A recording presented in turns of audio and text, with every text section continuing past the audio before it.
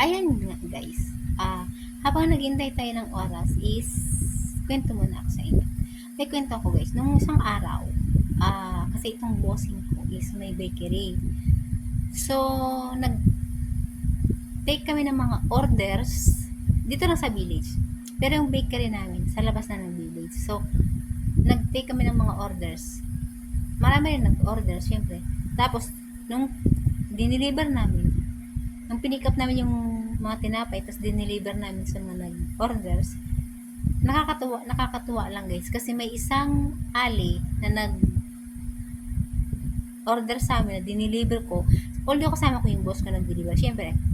Tapos, yung boss, yung ako, hinatid ko na yung tinapay, akala ko kasi hindi narinig yung bell. Hindi kasi narinig yung bell nila sa labas.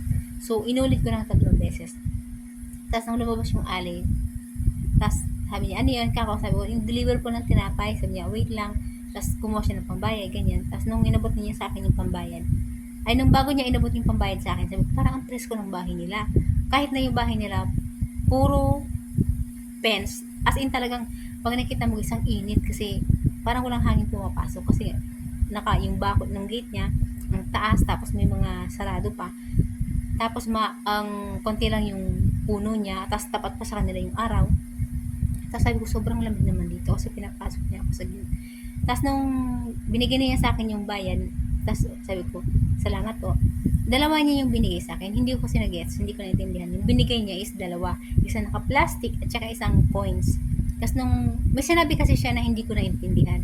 Tapos, nung lumabas na ako ng gate, sabi ko, ang lamig po ng bahay ninyo.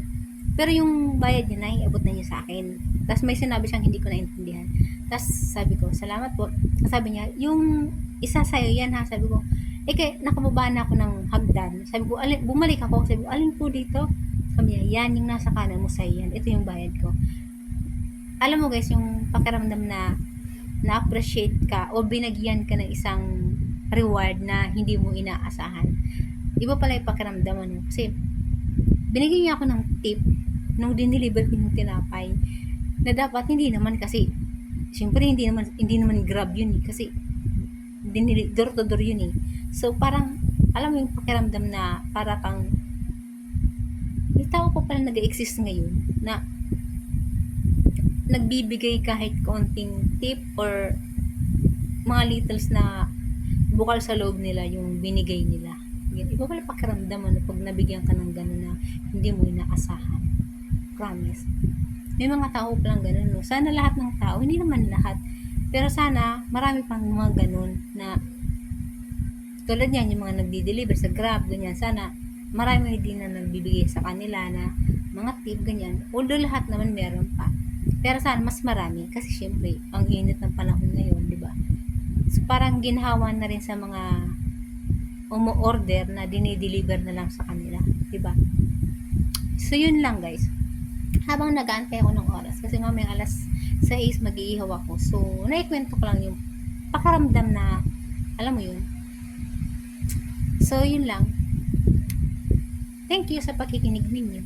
Sana kung mapanood ninyo yung video, sana mag-like naman kaya subscribe. Thank you.